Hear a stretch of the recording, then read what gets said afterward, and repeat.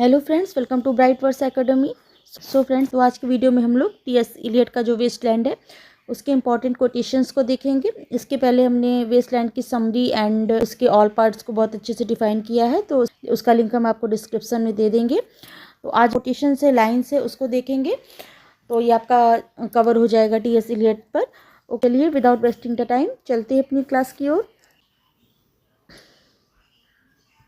हमारा पहला कोटेशन है, ये कोटेशन जो है वेस्टलैंड की ओपनिंग लाइन भी है। Okay, April is the cruellest month for lilacs out for the dead land mixing memory and desire stirring dull root with spring rain. तो ये आपकी जो है April is the cruellest month, ये line से आपका वेस्टलैंड की ओपनिंग होती है। ओके, तो इसमें पोइट क्या कह रहे हैं, Eliot says that April which normally symbolises spring and hope becomes painful because it forces people to remember life growth and emotions they are trying to avoid. कि अप्रैल जो आमतौर पर बसंत, आशा और पुनर्जन्म का एक महीना माना जाता है, अप्रैल को बहुत क्रूर का महीना बता रहे हैं। क्यों क्रूर कह रहे हैं कि जबकि बसंत को तो आशा का, होप का एक मंथ कहा जाता है। क्यों कह रहे हैं? क्योंकि यह उन लोगों को फिर से जीवन और भावनाओं की याद दिलाता है जो उनसे भाग रहे होते हैं। Lilacs out of the dead land, यहाँ पर क्या होता है, लिलैक्स के जो फूल होते हैं यहाँ पर जो मृत भूमि होती है उसमें उगते हैं। Mixing memory and desires stirring dull roots with spring rain, यहाँ पर यानी नई उम्मीदें और जीवन लाता है। मृत जो भूमि है वहाँ पर भी लिलैक्स के फूल उग जाते हैं, यानी एक नई उम्मीदें और जीवन को भी यहाँ पर दिखाता है। लेकिन आधुनिक मनुष्य क्या है, अंदर से मृत हो चुका है, इसलिए नया जीवन भी उसे पीड़ा देता है। नई चीज का वो फेस नहीं कर पाएगा क्योंकि उसको आधुनिक मनुष्य अंदर से बिल्कुल मृत सा हो चुका है। यहाँ पर क्या करें, स्पिरिचुअल ड्राइनेस वर्सेस रिबर्थ का मिक्सअप दिखा रहे हैं। इसमें इलियट क्या कहना चाह रहे हैं, कह रहे हैं कि the poem opens by saying that April is the month of spring is cruel because it brings life, hope and renewal which are painful for spiritually dead modern people. यहाँ पर अप्रैल को क्रूर महीना बता रहे हैं क्योंकि ये मृत भूमि में भी लिलैक्स के फूल उगा देता है, यानी नई उम्मीदें और जीवन देता है। लेकिन आधुनिक मनुष्य जो है अंदर से इतना खोखला, इतना मृत सा हो चुका है कि नया जीवन भी उसे पीड़ा देने लगा है। आई होप क्लियर हुआ होगा। ओके, चलिए नेक्स्ट कोटेशन पे चलते हैं। चलिए नेक्स्ट है, the dead tree gives no shelter, the cricket no relief and the duty stone no sound of water. तो इसमें क्या कह रहे हैं पोइट, जो सूखी हुई भूमि पड़ी है उसमें जो डेड हुए ट्री हैं वो उसमें छाया नहीं दे रहे हैं, और क्रिकेट क्या हो गया, झींगुर की आवाज़ जो है अब कोई रिलीफ, सुकून नहीं देती है। And the duty stone no sound of water, इतने ज़्यादा सूख गए हैं कि अब जो पानी की आवाज़, पानी की टकराव होता है इससे जो पानी की हलचल होती है, पानी की आवाज़ आती है, अब वो भी नहीं सुनाई देती है। ओके, एलियट कह रहे हैं everything in this barren land is lifeless, trees given no shade and even the cricket cannot give comfort, stones are dry, no water, no possibility of life. Okay, तो यहाँ पर पोएट कह रहे हैं कि सूखी भूमि में जो पेड़ हैं वो भी अब छाया नहीं देते हैं, एंड झिंगुर की आवाज़ भी अब कोई सुकून नहीं दे रही है। पत्थर इतने सूखे गए हैं कि पानी की आवाज़ भी उनमें से नहीं आती है। ओके, यहाँ पर क्या है, extreme barrenness of modern civilisation को दिखाते हैं। यहाँ पर मीन्स एक्सट्रीम बैरननेस, बहुत ज़्यादा जो बैरननेस हो गई है मॉडर्न सिविलाइजेशन में, यहाँ पर उसको दिखा रहे हैं। Poet shows how barrenness lifeless modern civilisation has become, even dust can symbolises fear, emptiness and the death of the spiritual values. ये जो लाइन है वो आपको आधुनिक जीवन की खालीपन और आध्यात्मिक मृत्यु को दिखाती है। Eliot says that even nature has lost its power to comfort humans, everything feels lifeless and barren. यहाँ पे इलियट कह रहे हैं कि प्रकृति भी अब मनुष्य को सांत्वना नहीं देती है, पेड़ सूखे हैं, वातावरण में कोई शांति नहीं, यानी जीवन पूरी तरह से बंजर हो चुका है। ओके, आई थिंक क्लियर हुआ होगा। ओके, चलिए नेक्स्ट कोट्स पे चलते हैं। ओके, नेक्स्ट है हमारा दाता दयाधम दमयत। तो यहाँ पर ये क्या कह रहे हैं, ये जो यूज़ किया है हमारे इलियट्स ने, these Sanskrit words from the Brihadaranyaka Upanishad. का मीन्स है दाता मीन्स गिव, दान करो, दयाधम मीन्स बी कंपैशनेट, दयालु बनो, दमयत का मीन्स हो गया कंट्रोल योर सेल्फ, संयम रखो, मीन्स आधुनिक मानव को मोक्ष पाने के लिए दान, करुणा और आत्म संयम का पालन करना चाहिए। Okay, spiritual salvation through ancient wisdom. Okay, यहाँ पर बता रहे हैं मानवता को बचाने का यहाँ एक संदेश देते हैं इलियट। ओके, गिव संपत्ति एंड कंट्रोल, इसका मीन्स ये संस्कृत के 3 वर्ड से आप आ रहे हैं मानवता को बचाने का यहाँ पर एक संदेश दिया जा रहा है। ओके, चलिए नेक्स्ट पे आते हैं। Who is the third who walks always beside you when I count there are only you and I together? Okay, तो यहाँ पर पोइट क्या कह रहे हैं? It refers to mysterious third presence spiritual companion noticed during struggle of crisis. अभी कहते हैं कि तुम्हारे और मेरे अलावा कोई तीसरा व्यक्ति भी हमारे साथ चलता है। Who is the third who walks always beside you? मेरे और तुम्हारे सिवा के अलावा भी कोई तीसरा व्यक्ति भी हमारे साथ चलता है। आध्यात्मिक शक्ति का प्रतीक यहाँ पर है जो कठिन समय में दिखती है। Okay, spiritual presence in desolation. Okay, जो है एक रहस्यमय आध्यात्मिक उपस्थिति का संकेत देते हैं, शायद आशा, विश्वास या ईश्वरीय मार्गदर्शन जो निराश व्यक्ति के साथ चलता है। ओके, यहाँ पर पोर्ट जो है स्पिरिचुअल प्रेजेंस इन रेजोल्यूशन को दिखा रहे हैं, कठिन समय में एक आध्यात्मिक शक्ति का प्रतीक दिखाते हैं। ओके, क्लियर हुआ? चलिए नेक्स्ट कोट पे आएंगे। ये सब लाइन्स आपको हमें वेस्टलैंड में जो इंपॉर्टेंट लाइन्स है, जो हमारे एग्जाम पॉइंट से हमारे लिए इम्पॉर्टेंट है, उनको ही हम डिस्कस कर रहे हैं और ये एग्ज़ाम में देखी भी गई हैं, इनमें से कोट्स आई भी हैं, तो उन्हीं को हम सिर्फ यहाँ पर ले रहे हैं। ओके, चलिए नेक्स्ट कोट पे आते हैं। If there were only water amongst the rock, dead mountain, mouth of curious teeth that cannot spit, here one can neither stand nor lie nor sit. Okay, speaker longs for even a little water in the rocky desert. Water means spiritual nourishment. Okay, पत्थरों और पर्वतों के बीच थोड़ा सा पानी भी अब नहीं रहा है। यहाँ पर स्पिरिचुअल जो आध्यात्मिक बैरननेस हो गई है वो यहाँ पर दिखा रहे हैं। आत्मा की प्यास और आध्यात्मिक रिक्तता को दर्शाता है यहाँ पर। ओके, स्पिरिचुअल थर्स्ट दिखाते हैं कि यहाँ पर अब थोड़ा सा भी पानी नहीं रह गया है, कि मनुष्य बिल्कुल मॉडर्न लाइफ में इतना ज़्यादा व्यस्त हो चुका है कि अब उसके अंदर स्पिरिचुअल के नाम की कोई भी जगह नहीं रह गई। वाटर मीन्स स्पिरिचुअल नरिशमेंट यहाँ पर बता रहे हैं। ओके, यहाँ पर वाटर जो शो हो रहा है वो एक स्पिरिचुअल नरिशमेंट दिखा रहे हैं कि कोई भी नरिशमेंट नहीं है, पूरी तरह स्पिरिचुअली बैरनेस दिखाते हैं। तो स्पिरिचुअल थर्स्ट यहाँ पर बताया जा रहा है। ओके, चलिए नेक्स्ट पे आएंगे। नेक्स्ट कोट है हमारी, He who was living is now dead. We who were living are now dying with a little patience. Okay, तो यहाँ पर क्या कह रहे हैं? He who was living is now dead. जो पहले जीवित थे वो अब मृत हो गए हैं। We who were living are now dying with a little patience. और हम जो जीवित हैं वो धीरे धीरे मर रहे हैं। तो यहाँ पर कैसी मृत्यु दिखा रहे हैं? यह एक आध्यात्मिक मृत्यु की बात कर रहे हैं। ये वो पहले हैं जो यहाँ पर पहले जीवित थे वो अब मृत हो चुके हैं। एंड वी आर लिविंग, जो कि अब हम जीवित हैं, are now dying with a little patience, वो हम धीरे धीरे करके वो हम मर रहे हैं। यह आध्यात्मिक मृत्यु को दिखा रहा है। Those who were spiritually alive are now dead, those still alive are dying gradually. के ऑफ मॉडर्न ह्यूमैनिटी, जो ह्यूमैनिटी है उसको दिखा रहे हैं, उसका पतन बता रहे हैं। ओके, तो आई होप क्लियर हुआ होगा। चलिए आगे देखते हैं। नेक्स्ट कोट है हमारा, where the hermit thrush sings in the pine trees, drip drip drop, drip drop, drop drop drop, but there is no water. तो यहाँ पर ये हर्मिट जो है, हर्मिट साधु से मतलब नहीं है, आप ये हर्मिट थर्स की बात कर रहे हैं। A bird pleasant sound where the hermit shines in the pine trees. A bird's pleasant sounds imitates water drops, but real water is absent. Okay, hermit thus है, उसकी आवाज़ जब पानी की तरह डिप ड्रॉप लगती है, पर सच में कहीं पानी नहीं है। ओके, इल्यूजन वर्सेस रियलिटी को यहाँ पर दिखा रहे हैं। ओके, पक्षी की आवाज़ है वो पानी की तरह डिप ड्रॉप लगती है, पर सच में कहीं पानी नहीं है। पानी का मतलब क्या दिखा रहा है? जीवन शक्ति और मुक्ति अब यहाँ पर कहीं पे भी नहीं। इल्यूजन वर्सेस रियलिटी को दिखाते हैं। Okay, next quotation, There is not even silence in the mountains, but dry still thunder without rain. There is not even solitude in the mountains, but red saloon faces sneer and snarl from the doors of mud cracked houses. पहाड़ों पर भी अब कोई शांति नहीं है, बिजली चमकती है लेकिन बारिश नहीं होती है, वहाँ पर कोई भी एकांतपन नहीं है, शांति नहीं है। पहाड़ों तो मिट्टी के घर होते हैं, वहाँ पर रेड सलून में जो फेसेस हैं, लोग हैं, चेहरे हैं, वहाँ पर स्नीर कर रहे हैं, गुर्रा रहे हैं, नाक से कुड़ रहे हैं, इस तरह के। तो मीन्स यहाँ पर क्या क्या दिखा रहे हैं, वो आशा, सिंबल ऑफ फॉल्स होप है। यहाँ पर आशा मिलती है पर पूरी तरह नहीं मिलती है।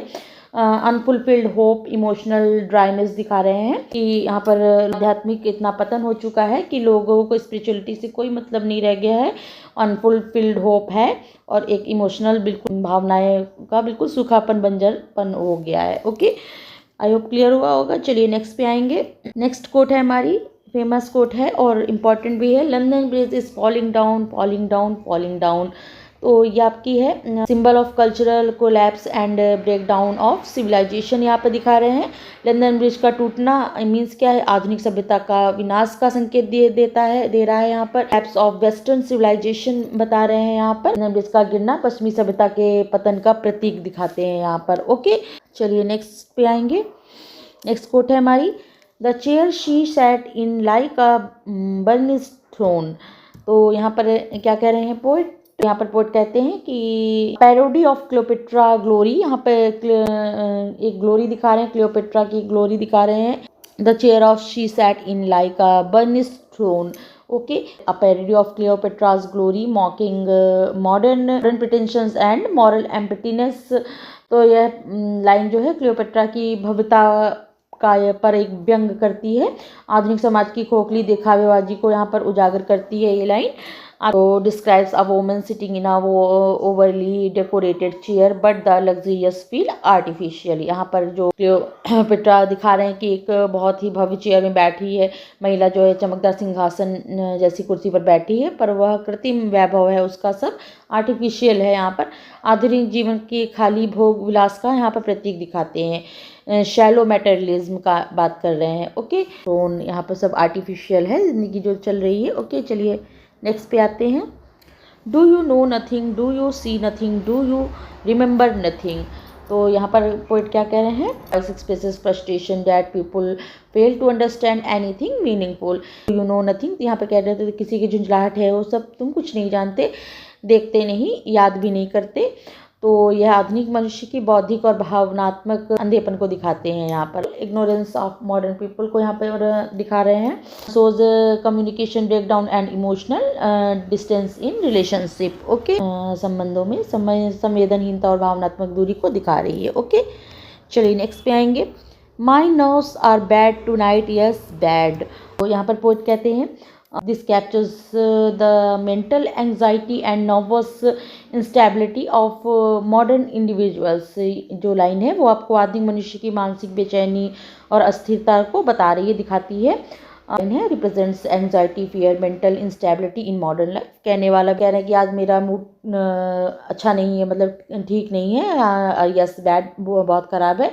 मीन्स कहने का है कि व्यक्ति परेशान, अस्थिर और घबराया हुआ है, आधुनिक जीवन में तनाव और मानसिक संकट फैल गया है, इस तरह का यहाँ पे हिंट कर रहे हैं, साइकोलॉजिकल केओस दिखाते हैं। ओके, चलिए नेक्स्ट पे आएंगे। Winter kept us warm covering. Okay, चलिए पर पैराडॉक्स दिखा रहे हैं। Winter usually cold, kept us warm covering life with snow, preventing painful rebirth.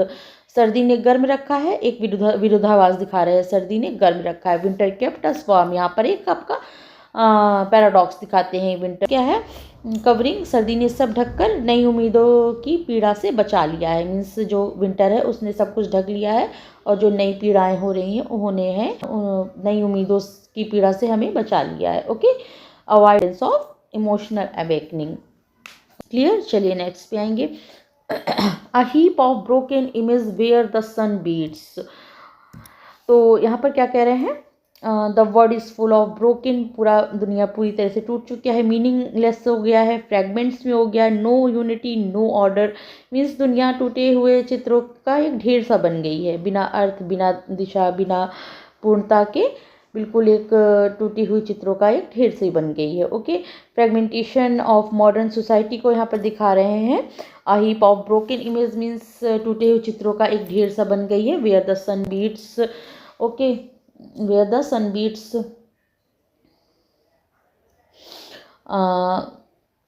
suggest the pregnant condition of modern culture have no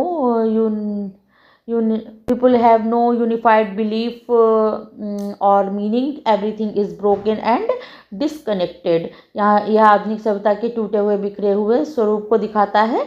ना कोई एक विचार, ना कोई विश्वास, सब कुछ टुकड़ों में बटा हुआ है। ओके, यह सभ्यता के टूटे हुए बिखरे हुए स्वरूप को दिखा रहा है। ये लाइन आपकी यही बापरों के चित्रों को, ना कोई विचार है, ना कोई विश्वास है, सब कुछ टुकड़ों में टूटा हुआ, बिखरा हुआ, बटा हुआ सा है। ओके, अभी कुछ कोट्स और हैं, चलिए देख लेते हैं जल्दी से। The awful daring of moments surrender.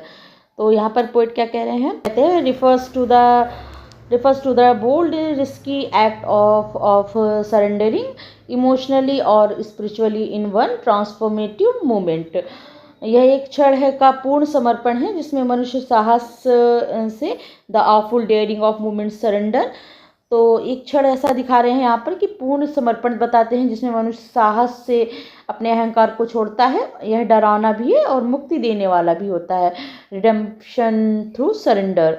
Okay, यहाँ पर एक क्षण है जो पूर्ण समर्पण को दिखाते हैं जिससे मनुष्य साहस से अपने अहंकार को छोड़ता है। यह एक पूर्ण समर्पण दिखाता है। यह डरावना भी है और मुक्ति देने वाला भी है। Refers to the bold risky act surrendering emotionally and और spiritually in one transformative moment. Okay, तो यह the awful daring of moments surrender की, अब सब सरेंडर करके जो अपने अहंकार को सब छोड़ देता है मनुष्य साहस करके, ये क्षण पूर्ण समर्पण का बताते हैं। डराना भी है और मुक्ति देने वाला भी होता है। जो आदमी अहंकार को अपने पूरा त्याग करके एक समर्पित हो जाता है तो ये आपको एक डरावना भी हो जाता है, कहीं ना कहीं भयावह भी हो जाएगा और मुक्ति देने वाला भी हो जाता है। ओके, चलिए नेक्स्ट पे आएंगे। शांति शांति शांति, लास्ट में वो शांति शांति शांति करके एक पोएम का एंड करते हैं। आपके 3 वर्ड्स संस्कृत के वर्ड्स यूज़ करके, Sanskrit for peace peace peace, shanti shanti shanti. Eliot says it is like the peace which pass understanding. उपनिषदों से लिया गया है। शांति शांति शांति आपका आध्यात्मिक शांति, मन की मुक्ति, परम शक्ति का संकेत है। फाइनल स्पिरिचुअल हीलिंग यहाँ पर दिखाते हैं। ओके, तो यहाँ पर शांति शांति शांति करके ये उपनिषद से लिया गया है और इस तरह करके पोएम को एंड करते हैं। या आपको यहाँ पर इलियट 3 आपके शब्द शांति शांति करके पोएम का एंड कर रहे हैं। और जो उन्होंने 3 शिक्षाएं दी है उपनिषद की, दत्त दान करो, दयालु बनो, दम्यत स्वयं पर संयम रखो। मनुष्य तभी बच सकता है जब वह दान, करुणा और आत्मसंयम बनाए रखे, अपनाए। ओके, शांति शांति शांति करके पोएम का एंड करते हैं। कोटेशंस थे इस पोएम से, वो हमने आपके लिए डिस्कस किए। आई होप आपको क्लियर हुए होंगे। इसके पहले हमने डिटेल में इसको कुछ समरी भी इसकी हमने बताई है। ऑल पार्ट्स 5 पार्ट्स जो हैं हमने डिस्कस किए हैं, उसकी समरी आपको किसमें कौन से कैरेक्टर हैं, कौन से क्या कहा गया है, तो पूरी बहुत अच्छे से क्लियर किया है, जिसका हम लिंक आपको डिस्क्रिप्शन में दे देंगे, तो आप देखिएगा। ओके, तो यहाँ पर कुछ और भी है, चलिए देखें क्या है। मोस्ट आस्क्ड एग्जाम फैक्ट्स हैं कुछ, उनको देख लेते हैं। चलिए, कुछ जो इम्पोर्टेंट आपके फैक्ट्स आए हैं एग्जाम में वो हैं, कुछ हमने लिए हैं, देख लेते हैं जल्दी से। April is the cruellest month, opening line के अभी हमने आपको ऊपर बता दिया कि आपकी famous beginning showing spiritual dryness, आध्यात्मिक सूखेपन को दिखाने वाली ये आपकी ओपनिंग लाइन है। Poem heavily edited by Ezra Pound. Okay, Ezra Pound ने पोएम को एडिट किया है। ये अभी हमने समझी में सब आपको ऊपर फैक्ट्स भी बताए हैं, तो देखिएगा, वो वाला वीडियो बहुत डिटेल में था। नेक्स्ट पॉइंट है, Eliot called Pound the better craftsman, और इजरा पाउंड को उन्होंने बेटर क्राफ्ट्समैन कहा है। इलियट ने इजरा पाउंड को कहा है। ओके, पॉइंट है इंक्लूड संस्कृत शांति शांति शांति, अभी बताया शांति शांति शांति जो संस्कृत वर्ड्स है, इसके साथ एंडिंग होती है पोएम की। Based on myth of Fisher King, किस पर बेस्ड है? फिशर किंग के मिथ पर बेस्ड है। फिशर किंग की जो एक पौराणिक कथा, घायल राजा जो भूमि को बंजर बनाता है, वो उस पर ये बेस्ड है आपकी। ओके, ये इंपॉर्टेंट पॉइंट है, याद रखिए। इन क्या है? Based on myth of Fisher King. Next point, influence of Upanishad and Buddhist fire sermon, उपनिषदों की शिक्षा बताई गई है, बुद्ध के फायर सरमन का भी इसमें प्रभाव हमें बताया गया। ये कुछ इंपॉर्टेंट पॉइंट्स हैं। Okay, Tiresias though blind throbbing between two lives. Okay, तो यहाँ पर भविष्यवक्ता जो दो जीवनों का अनुभव करता है, पुरुष और स्त्री दोनों दृष्टि।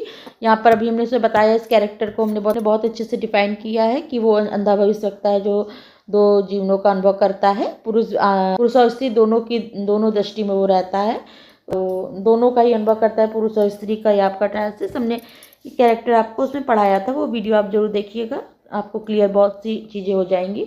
London is depicted as you unreal city. तो यहाँ पर मॉरल डिके दिखा रहे हैं। अनरियल सिटी मीन्स क्या हो गया, लंदन मॉडर्न मॉरल डिके यहाँ पर दिखाते हैं कि कैसे पाश्चात्य सभ्यता का सब डिके हो रहा है, पतन हो रहा है। Poem used over 35 different speakers. 35 speakers हैं आपके इसमें, अनेक आवाज़ों में बोले गए टुकड़ों का यहाँ पर एक कोलाज कह लीजिए, कोलाज है। 35 डिफरेंट स्पीकर्स आपको देखने को मिलेंगे लगभग। Okay, the Waste Land is considered the most important poem of the 20th century. 20th century की वेस्ट लैंड है जो सबसे ज़्यादा इम्पॉर्टेंट पोएम है आपकी कही जाती है, वेस्ट लैंड। ओके, इसमें ये थी हमारी वेस्ट लैंड। ओके, तो इसी तरह ये 20th सेंचुरी की आपकी सबसे इम्पॉर्टेंट पोएम है कही जाती है मॉडर्न एज में। तो ये पोएम थी आपकी वेस्ट लैंड। इसके हमने कुछ इंपॉर्टेंट कोटेशन डिस्कस किए। बर्बाद फस के बाद जो अवस्था हुई, उसके बाद जो मानसिक शांति और आध्यात्मिक संतुलन लोगों का सब खराब होता गया है, उसी पर ये आपका बेस्ड है पूरा आपका ये वेस्ट लैंड। तो ये हमने इसकी कुछ कोटेशंस आपके लिए जो इम्पोर्टेंट थे एग्जाम पॉइंट से वो डिस्कस किए। आई होप आपको क्लियर हुए होंगे। तो कैसी लगी क्लास हमें कमेंट्स में जरूर बताइएगा, और नेक्स्ट क्लास हम किस टॉपिक पर लेके आए ये भी जरूर बताइएगा। तो अगर आपको क्लासेस अच्छी लग रही हो, हेल्पफुल हो रही हो, तो चैनल को सब्सक्राइब कर लीजिए न्यू व्यूअर्स हैं तो, और वीडियोस को भी ज़्यादा से ज़्यादा लाइक एंड शेयर कर दिया करिए। जैसा कि आपको पता है कि हम टॉपिक वाइज भी MCQs की प्रैक्टिस कर रहे हैं। हमने ड्रामा सेक्शन में एक ही आध बच्चे हैं, एक आध बच्चे होंगे, बस हमने पूरा कंप्लीट कर लिया। उसकी 50 MCQs की सीरीज चल रही है, तो वो कंप्लीट हो चुकी है। इसके बाद हम फिक्शन पर आएंगे। ओके, तो चैनल के प्लेलिस्ट में वीडियोस आपको मिल जाएंगे, तो आप उससे विजिट कर सकते हैं। ओके, और अपना फीडबैक भी जरूर दीजिएगा। चलिए फ्रेंड्स, फिर मिलते हैं नेक्स्ट क्लास में नेक्स्ट टॉपिक के साथ। Okay, thank you, thanks for watching, thank you.